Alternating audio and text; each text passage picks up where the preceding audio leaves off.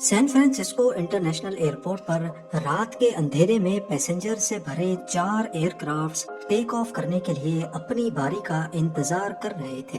तभी उन्होंने नोटिस किया कि एक जहाज लैंड करने के लिए तेजी से उनकी तरफ बढ़ रहा है। उसने एटीसी से लैंडिंग की परमिशन मांगी और एटीसी ने उसको परमिशन भी दे दी। पहले तो चारों जहाजों के पायलट्स को लगा कि शायद ये उनकी गलतफहमी है। करीब आकर वो अपने आप को खाली रनवे के साथ अलाइन कर लेगा, लेकिन जैसा वो सोच रहे थे वैसा बिल्कुल भी नहीं था।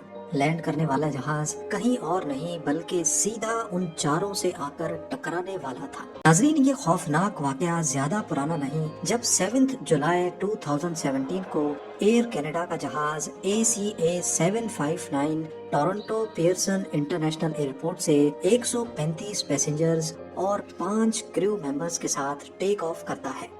ये एक रूटीन फ्लाइट थी जिसको 5 घंटे और 30 मिनटों में सैन फ्रांसिस्को इंटरनेशनल एयरपोर्ट पे लैंड करना था।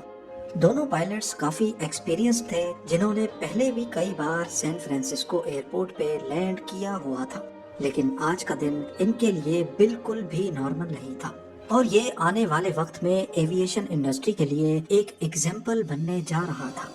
सारा सफर बिल्कुल ठीक ठाक गुजरा और जब एयर कनाडा 759 सैन फ्रांसिस्को के करीब पहुंची तो उन्होंने लैंडिंग के लिए अपनी पोजीशन बनाना शुरू कर दी। इस काम के लिए वो एयर ट्रैफिक कंट्रोल टावर की परमिशन का वेट करने लगे। आपको यहाँ बताते चलें कि सैन फ्रांसिस्को एयरपोर्ट पे टोटल 4 रनवेज हैं, पर एट अ टाइम सिर्फ 2 ही ऑपरेट किए जा सकते हैं। अगर हवा की डायरेक्शन साउथ से आएगी तो इन दोनों रनवेज को लैंडिंग और टेक ऑफ के लिए खोला जाता है, और अगर हवा वेस्ट से आ रही हो तो फिर ये 2 रनवेज इस्तेमाल किए जाते हैं। ये बात तो हम सबको मालूम है कि प्लेन को हवा के अगेंस्ट टेक ऑफ या लैंड करवाया जाता है। आज के दिन हवा वेस्ट से आ रही थी, इसी वजह से प्लेन को हवा के अगेंस्ट लैंड कराने के लिए इनमें से किसी एक रनवे को इस्तेमाल किया जाना था, जिनके नाम 28L और 28R हैं, यानी 28 लेफ्ट और राइट। अभी तक जो सब कुछ नॉर्मल चल रहा था वो अब बिगड़ना शुरू हो गया। रनवे 28L मेंटेनेंस के लिए बंद किया हुआ था और इसी वजह से उसकी लाइट्स भी ऑफ थी। कंट्रोल टावर ने एयर कनाडा 759 को साथ वाले रनवे 28R पर लैंडिंग की परमिशन दे दी। क्योंकि दोनों पायलट्स पहले भी इस एयरपोर्ट पर कई मर्तबा लैंड कर चुके थे, इसी वजह से वो एक्सपेक्ट कर रहे थे कि उनको रनवे की 2 पैरेलल लाइट्स नजर आएंगी, जिनमें से उनको राइट वाले रनवे पे लैंड करना है, और यहीं पर इनसे हुई पहली गलती। इन दोनों रनवेज के साइडों पे 2 टैक्सी वेज हैं जिनको ग्रीन कलर किया हुआ है। टर्मिनल से पैसेंजर्स लोड करने के बाद जहाज इन टैक्सी वेज के जरिए ही रनवे तक आते हैं, पर रात के अंधेरे की वजह से एयर कनाडा 759 के पायलट्स टैक्सी वे की लाइट्स को 28R समझ बैठे और जो असल में 28R की लाइट्स थी उनको वो 28L समझ रहे थे। पर जो इससे भी बड़ा खतरा था वो तो अभी तक पायलट्स को मालूम ही नहीं था। जी हाँ, राइट टैक्सी वे पर 4 फुली लोडेड जहाज टेक ऑफ करने के लिए अपनी बारी का इंतजार कर रहे थे। 3 यूनाइटेड वन एयरलाइन के जहाज थे और एक फिलीपीन एयरलाइंस का जहाज था। इन चारों में टोटल 1000 से भी ज्यादा पैसेंजर्स थे और इनमें फ्यूल भी फुली लोडेड था। रनवे 28R और टैक्सी वे के बीच सिर्फ 100 मीटर्स का फासला है। एयर कनाडा 759 ने जब खुद को टैक्सी वे के साथ अलाइन कर लिया तो दूर कंट्रोल टावर में से देखने पर ये अंदाजा लगाना काफी मुश्किल था कि वो असल में कहाँ लैंड करने जा रहे हैं। अब यहाँ सबसे बड़ा सवाल उठता है कि रनवेज का मेंटेनेंस के लिए बंद होना एक नॉर्मल बात है, तो ये चीज एयर कनाडा 759 के पायलट्स को क्यों नहीं बताई गई थी? क्योंकि अगर उनको इस बात का इल्म होता तो ये कंफ्यूजन सिरे से होती ही नहीं। रनवे 28L के बंद होने वाली इंफॉर्मेशन नोटेम्स में मेंशन की गई थी। नोटेम्स यानी नोटिसेस टू एयर मिशंस ऐसे नोटिसेस होते हैं जिसमें फ्लाइट के टेक ऑफ से लेकर लैंडिंग तक की तमाम इंफॉर्मेशन लाइन से लिखी होती है, और हकीकत में इनमें से इम्पोर्टेंट नोटिसेस को पॉइंट आउट करना इतना आसान नहीं होता। इसी वजह से 28L के बंद होने वाला नोटिस पायलट से मिस हो गया اور یہ تھی ان کی دوسری بڑی غلطی۔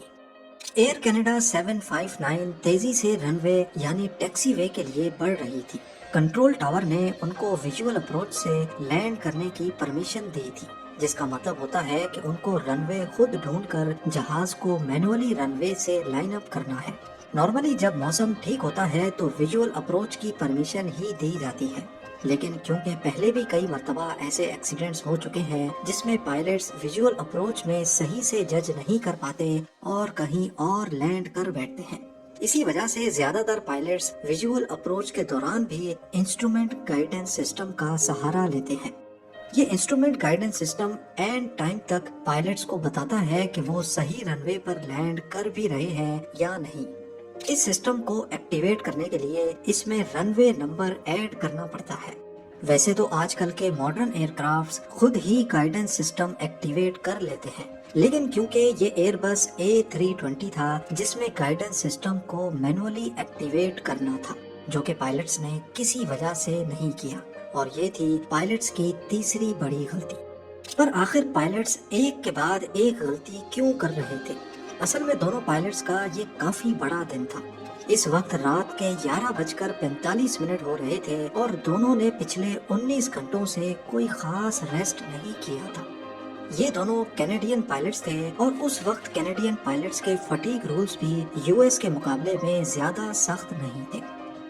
ایئر کینیڈا 759 کے پائلٹس کی تو 3 غلطیاں ہم نے پوائنٹ آؤٹ کر لی، لیکن ان 4 پلینز کا کیا جو دیکھ بھی رہے تھے کہ ایئر کینیڈا رن وے کی طرف نہیں بلکہ ٹیکسی وے کی طرف بڑھ رہا ہے، اور پھر بھی کنٹرول ٹاور کو نہیں بتا رہے تھے؟ اصل میں سب کو معلوم تھا کہ سین فرانسسکو ایئرپورٹ پہ ویژول اپروچ کے دوران پلین کو تھوڑا مزید رائٹ سائڈ سے لانا ہوتا ہے، کیونکہ اگر 28R کی سیدھ میں پلین آئے گا تو اس کو سین فرانسسکو کے فاسٹر سٹی ایریا کے اوپر سے گزرنا ہوگا۔ آبادی کے اوپر نوائز پولیوشن نہ ہو، اسی وجہ سے پائلٹس رن وے سے قریب آ کر خود کو الائن کرتے ہیں۔ چاروں پاک جہازوں کے پائلٹس کے لیے یہ ایک نارمل بات تھی، اسی وجہ سے کسی نے بھی کنٹرول ٹاور کو رپورٹ نہیں کیا۔ پر جب ایئر کینیڈا کا جہاز اور زیادہ قریب آ گیا اور خود کو 28R کے ساتھ الائن نہیں کیا تو فلپینز ایئر لائن کے جہاز نے احتیاطاً اپنی لینڈنگ لائٹس آن کر دی تاکہ لینڈ کرنے والے پلین کو نظر آ سکے کہ یہاں پر پہلے سے 4 پلینز کھڑے ہیں۔ ادھر ایئر کینیڈا 759 کے پائلٹس کو ٹیکسی وے پر، جس کو وہ 28R سمجھ رہے تھے، کچھ لائٹس نظر آئیں۔ دونوں پائلٹس کو کچھ ٹھیک نہیں لگا تو انہوں نے فوراً کنٹرول ٹاور کو یہ ریڈیو میسج کیا۔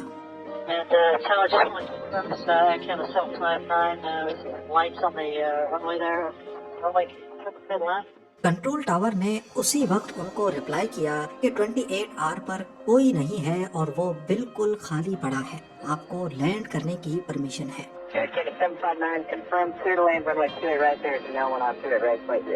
اصل میں کنٹرول ٹاور کو بھی علم نہیں تھا کہ وہ 28R پر نہیں بلکہ ٹیکسی وے پر لینڈ کرنے والا ہے۔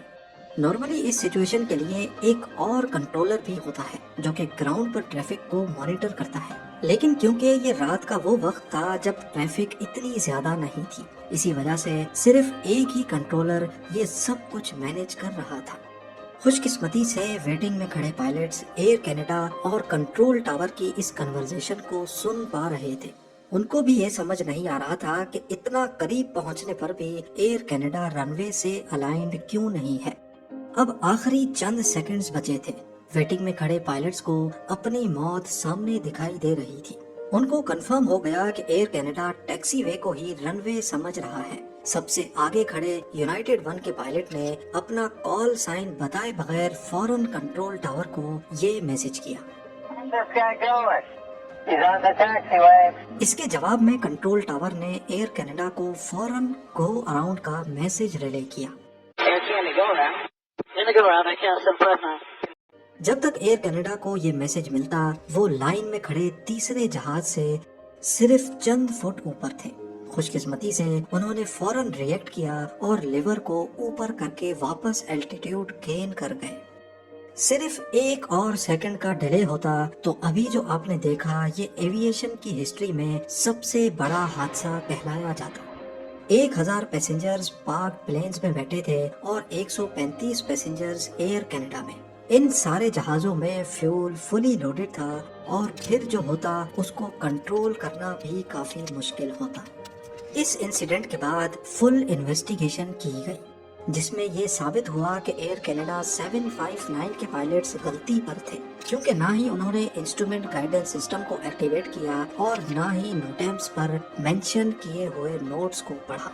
इसके अलावा नेशनल ट्रांसपोर्टेशन सेफ्टी बोर्ड ने सैन फ्रांसिस्को एयरपोर्ट के लिए नए रूल्स बनाए, जिसमें जब एक रनवे बंद होगा तो विजुअल अप्रोच की परमिशन नहीं दी जाएगी। साथ ही साथ ऑफ पीक आवर्स में एयर ट्रैफिक के साथ साथ ग्राउंड ट्रैफिक कंट्रोलर का भी होना लाजमी करार दे दिया गया।